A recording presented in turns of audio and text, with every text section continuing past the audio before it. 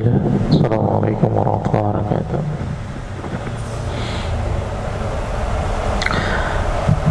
Alhamdulillah rabbil alamin wa bihi nasta'in wa salatu wassalamu ala asrafil anbiya'i wal mursalin wa ala alihi wa ashabihi wa man tabi'ahum bi ihsanin ila yaumiddin. Qala Allah tabaraka wa ta'ala fi kitabihil karim, ya ayyuhalladzina amanu taqullaha haqqa tuqatih wa la tamutunna illa wa antum muslimun.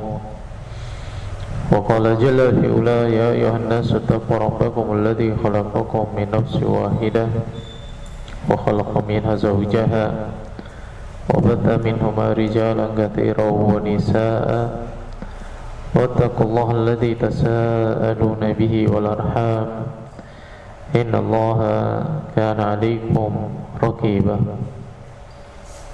Wa qala aidan, ya ayyuhalladzina amanu taqullaha wa qulu qawlan sadida yuslih lakum a'malakum wa yaghfir lakum dhunubakum wa may yuti'illaha wa rasulahu faqad faza fawzan 'azima. Amma ba'd. Melanjutkan pembahasan hadis yang diriwayatkan oleh Imam Bukhari dari Aisyah radhiyallahu taala anha, yang mana beliau berkata, dakhalat imra'atun ma'aha ibnatani laha tas'al, datang kepada Aisyah seorang wanita bersama dengan dua anaknya. Wanita tadi datang untuk meminta-minta kepada Aisyah. Kemudian kata Aisyah, walam tajid indi syai'an ghaira tamrah. Setelah beliau mencari-cari makanan di rumahnya, maka tidak menjumpai kecuali satu butir kurma saja. Fa'ataituha iyaha, maka aku pun memberikan kurma tadi kepadanya. Faqasamatha baina ibnataiha walam ta'kul minha. Kemudian wanita tadi membelahnya menjadi dua, diberikan kepada anaknya dan dia tidak meminta atau tidak makan sedikit pun darinya. Summa qamat wa kharajat, kemudian setelah itu bangkit untuk pergi. Wa dakhala Nabi sallallahu alaihi wasallam alaiha, lalu datanglah Nabi sallallahu alaihi wasallam kepada Aisyah. Dakhala Nabi sallallahu alaihi wasallam alaina fa akhbartuhu, maka aku pun menceritakan apa yang terjadi. Faqala, maka Nabi sallallahu alaihi wasallam berkata, man ubtuliya min hadhil banat bi syai'in kunna lahu sitran minan nar. Barang siapa yang diuji dengan anak-anak perempuan ini dengan sesuatu, maka mereka akan menjadi penghalang baginya dari api neraka. Faedah yang dapat kita ambil dari hadis ini juga adalah ketika seseorang memiliki kesempatan untuk bersedekah atau berbuat baik, maka hendaknya dia tidak menunda-nunda kesempatan tersebut. Tidak menunda-nunda kesempatan tersebut.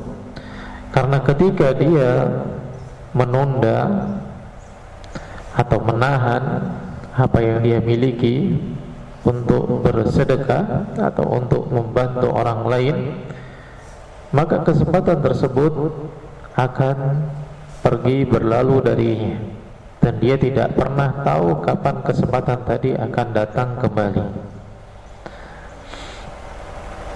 Dan ini adalah contoh yang diajarkan oleh Nabi SAW, tidak menunda-nunda. Suatu ketika Nabi SAW sholat asar bersama dengan para sahabat. Kemudian setelah selesai sholat, beliau langsung bangkit, langsung pergi. Beliau langsung pergi. Dan Para sahabat heran melihat apa yang dilakukan oleh Nabi SAW. Biasanya beliau kalau setelah sholat itu duduk terlebih dahulu bersama para sahabat, kemudian berzikir atau berbagi faidah dengan para sahabat. Namun waktu itu beliau begitu selesai sholat langsung pergi, lalu ke rumahnya, pergi langsung masuk rumah. Kemudian setelah itu beliau buru-buru pergi. Setelah kembali, Nabi SAW pun duduk bersama dengan para sahabat, dan para sahabat pun keheranan dengan apa yang dilakukan oleh Nabi SAW. Lalu Nabi SAW menjelaskan, sesungguhnya aku ingat ada dinar atau ada harta yang ingin dibagikan atau ingin disodakohkan, maka aku tidak ingin atau tidak menyukai apabila harta yang telah diniatkan untuk sodakoh tadi, harta yang ingin diberikan atau dibagikan tadi, bermalam di rumah Nabi SAW. Ini menunjukkan apa?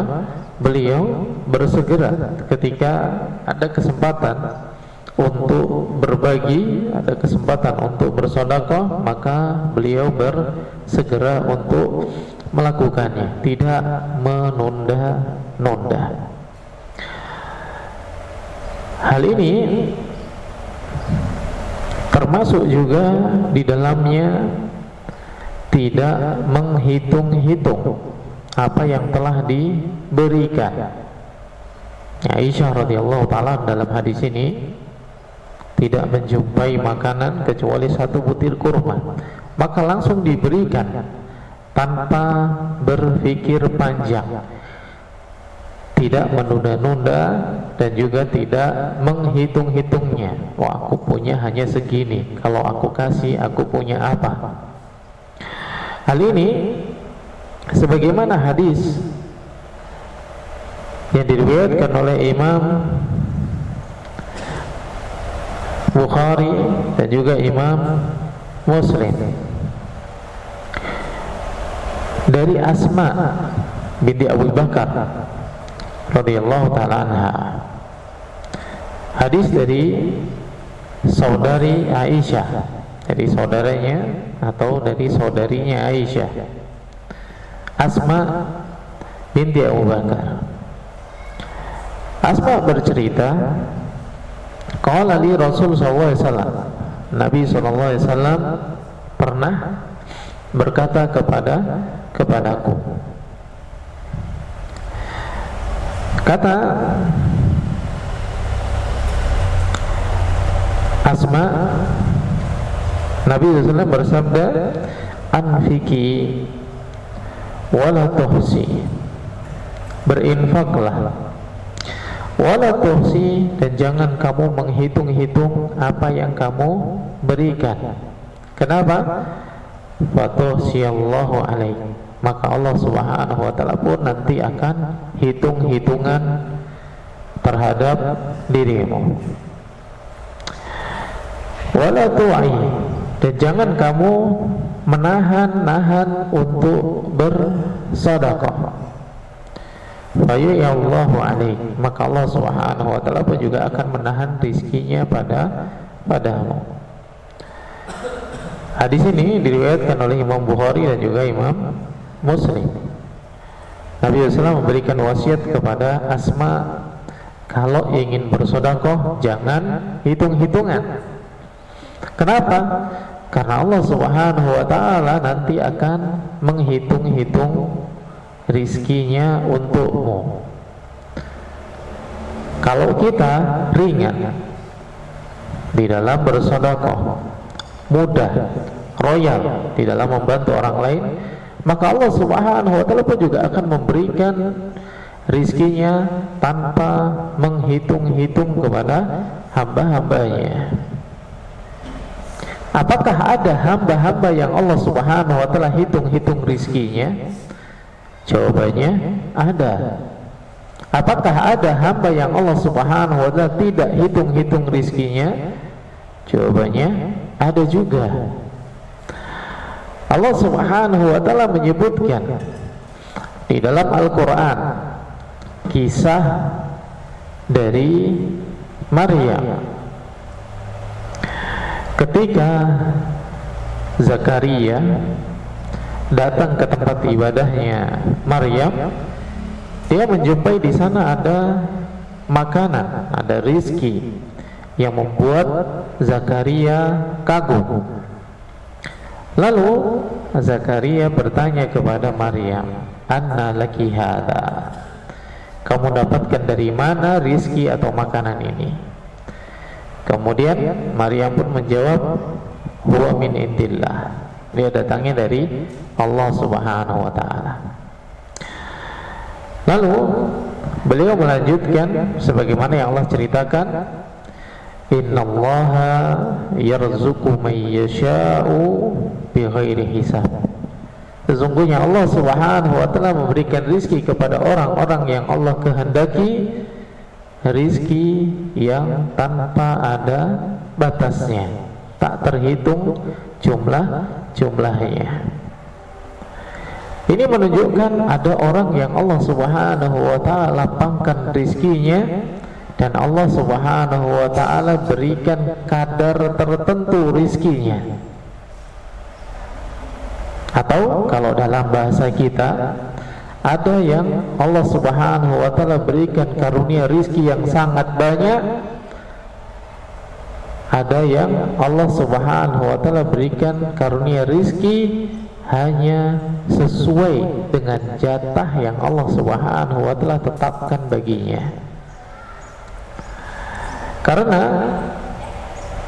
Allah Subhanahu wa ta'ala memberikan sesuatu kepada hambanya itu telah ditakar sesuai dengan kebutuhannya, kebutuhan hamba tadi. Dan Allah Subhanahu wa ta'ala tidak mengurangi takaran tersebut. Dan ada juga yang Allah Subhanahu wa ta'ala berikan tambahan melebihi takaran yang telah Allah Subhanahu wa ta'ala tetapkan untuk hambanya, karena karunia dan kasih sayang Allah Subhanahu wa ta'ala. Banyak sekali hadis-hadis atau ayat-ayat di dalam Al-Quran yang menunjukkan tentang hal tersebut. Allah Subhanahu wa ta'ala menambah rizkinya kepada hamba-hamba yang Allah Subhanahu wa ta'ala cintai. Di antaranya di dalam surat Nuh, "Istaghfiru rabbakum innahu kana ghaffara yursilis samaa'a 'alaikum midrara wa yumdidkum bi amwal wa banin wa yaj'al lakum jannah wa yaj'al lakum anhara." Dengan istighfar yang kita baca, Allah Subhanahu wa ta'ala akan memperbanyak harta kita, memperbanyak anak-anak kita dan yang lain. Demikian juga hadis Nabi sallallahu alaihi wasallam tentang keutamaan menyambung tali silaturahim. Allah Subhanahu wa ta'ala akan melapangkan rizkinya. Kemudian juga hadis tentang doa malaikat, "Ya Allah, berikan ganti rizki bagi hamba-hamba yang berinfak."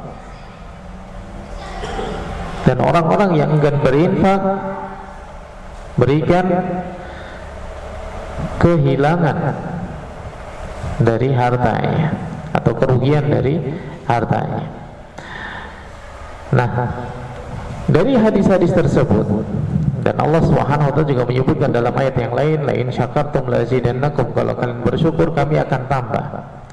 Maka manusia di dalam rizki itu ada dua. Ada yang Allah Subhanahu wa ta'ala berikan sesuai dengan kadar kebutuhan yang Allah berikan kepada hamba tadi, kadar kecukupan. Ada yang Allah Subhanahu wa ta'ala berikan lebih, Allah Subhanahu wa ta'ala tambah royal kepada hamba tadi dengan kasih sayang dan kemurahan Allah. Nah, orang yang hitung-hitungan ketika dia memberi, maka Allah Subhanahu wa ta'ala akan hitung-hitungan di dalam memberikan rizki. Nah, akan diberikan pas sesuai dengan apa yang Allah tetapkan untuk dia. Tapi kalau orang tidak hitung-hitungan, Allah Subhanahu wa ta'ala pun juga tidak akan hitung-hitungan di dalam memberikan rezeki kepadanya. Allah akan mudahkan, Allah akan bukakan, Allah akan limpahkan semua kebaikan. Ini makna hadis Asma radhiyallahu ta'ala. Jangan pelit, jangan hitung-hitungan di dalam memberi sedekah, maka Allah Subhanahu wa ta'ala juga akan menghitung-hitung rizki yang Allah Subhanahu wa ta'ala berikan kepada. Dan jangan menahan-nahan ketika bersedekah, jangan ragu-ragu, maka Allah Subhanahu wa ta'ala juga akan menahan rizkinya. Rizkimu tidak kunjung diberikan oleh Allah Subhanahu wa ta'ala atau tertahan. Maka dari hadis ini juga dapat diambil pelajaran, orang kalau ingin disegerakan untuk mendapatkan kebaikan, maka bersegeralah berbagi kebaikan. Orang kalau ingin dimudahkan urusannya, maka mudahkan urusan orang lain. Kemudian Abu Hurairah radhiyallahu ta'ala anhu juga menceritakan satu hadis. Hadis ini diriwayatkan oleh Imam Bukhari dan Imam Muslim. Nabi SAW berkata, "Man tasaddaqa bi adli tamratin min kasbit tayyib." Barang siapa yang bersedekah sebesar kurma, atau bersedekah dengan satu butir kurma saja yang dia miliki, min kasbit tayyib, dari jalan yang Allah Subhanahu wa ta'ala halalkan, dia mendapatkan harta tersebut dengan cara yang halal, kemudian dia sedekahkan. Kenapa di sini disebutkan min kasbit thayyib, dari jalan yang dihalalkan? Karena la yaqbalullahu illa thayyiba, Allah tidak menerima sedekah dari seorang hamba kecuali yang dia dapatkan dengan cara yang halal. Jadi kalau orang mencuri, kalau orang korupsi misalkan, kemudian dia bersedekah dengan harta tersebut sebanyak apapun, Allah tidak akan terima. Namun kalau dia mendapatkan dengan cara yang halal, sedikit apapun atau sekecil apapun, Allah Subhanahu wa ta'ala akan terima. Kemudian fa innallaha yaqbaluha biyamini, Allah Subhanahu wa ta'ala mengambil sedekah tadi dengan tangan kanannya. Summa yurabbiha li sahibiha, kemudian Allah Subhanahu wa ta'ala merawat dan mengembangkan sedekah tadi. Jadi pahala sedekah tadi dikembangkan oleh Allah Subhanahu wa ta'ala. Kama turabbi ahadukum fuluwahu, sebagaimana salah seorang di antara kalian kalau memiliki anak binatang ternak yang dia jaga, dia pelihara sampai besar, hatta takuna mislul jabal, sampai sedekah tadi yang satu kurma dijaga dan dikembangkan oleh Allah Subhanahu wa ta'ala, terus berkembang kebaikannya, berlipat ganda kebaikannya, hatta mislal jabal, sampai sebesar gunung. Lihat gunung yang kita lihat, gunung terdekat, gunung Tangkuban Perahu misalkan,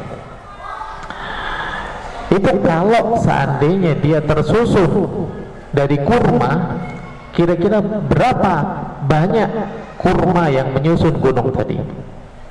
Berapa ribu, berapa juta butir kurma yang tersusun sehingga sebesar tadi.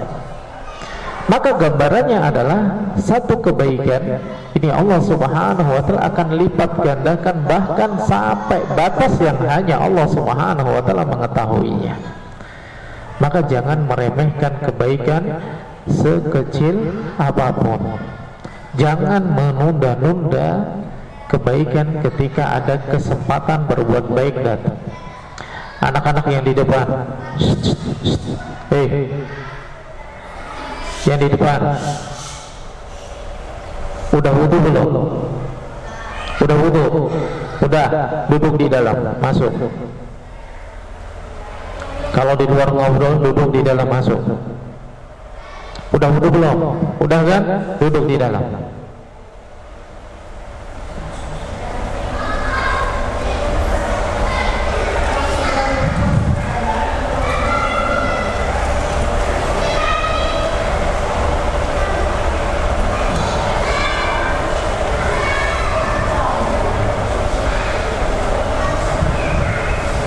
Di sebelah sini bisa.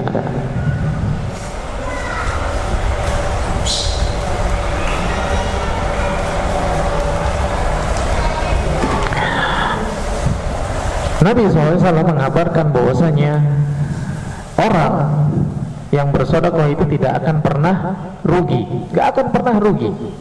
Orang membantu orang lain sekecil apapun gak akan pernah rugi. Bahkan dia akan mendapatkan keberuntungan yang sangat besar.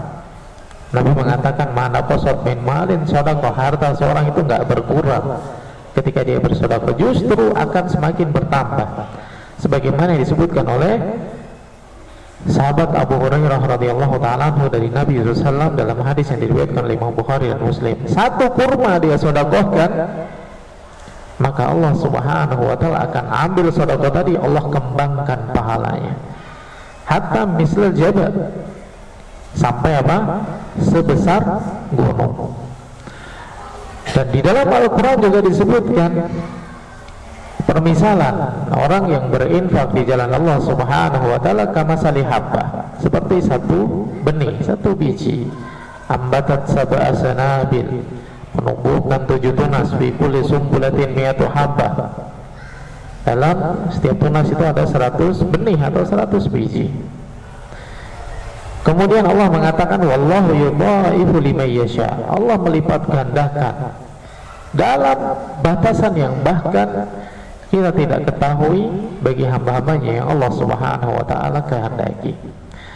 Maka dari hadis-hadis tersebut, dari petunjuk Nabi SAW tersebut, Aisyah radhiyallahu ta'ala anha tidak merasa berat untuk bersedekah atau untuk memberikan yang bahkan hanya satu-satunya yang beliau miliki saat itu, hanya satu-satunya yang beliau miliki saat itu. Karena ketika seseorang memberi, pada dasarnya bukan sedang menolong orang lain. Orang itu kalau bersedekah, orang itu kalau memberi, pada dasarnya dia itu bukan sedang menolong orang lain, tapi sedang menolong dirinya sendiri, sedang menyelamatkan dirinya sendiri. Allah Subhanahu wa ta'ala yang menolong orang tersebut, sedangkan dia itu sedang menyelamatkan dirinya sendiri, sedang menolong dirinya sendiri. Kenapa? Kalau dia tidak memberi, maka Allah Subhanahu wa ta'ala akan mendatangkan orang lain yang memberikan kepada orang yang membutuhkan tadi. Maka jangan pernah ada rasa kalau saya tidak memberi kepada seseorang maka orang itu akan merasa kekurangan. Ya, ketika kita memberikan bantuan kepada orang, maka bukan untuk kebaikan orang yang kita beri, tapi itu adalah untuk kebaikan kita sendiri. Kita sedang menyelamatkan diri kita, kita sedang melipat gandakan kebaikan untuk diri kita sendiri. Sedangkan orang lain, maka Allah Subhanahu wa ta'ala telah memberikan kecukupan rizki kepadanya. Allah memberikan kecukupan rizki kepadanya melalui kita tentunya. Maka faidah dari hadis Aisyah radhiyallahu ta'ala anha yang beliau berkata, falam tajid indi syai'an ghaira tamrah fa'ataituha iyyaha, aku tidak menjumpai makanan kecuali satu butir kurma, kemudian aku pun memberikan kepadanya. Ini adalah hendaknya seseorang tidak menunda-nunda berbuat baik saat waktu berbuat baik itu hadir kepadanya. Bersedekahlah dan jangan hitung-hitungan di dalam bersedekah.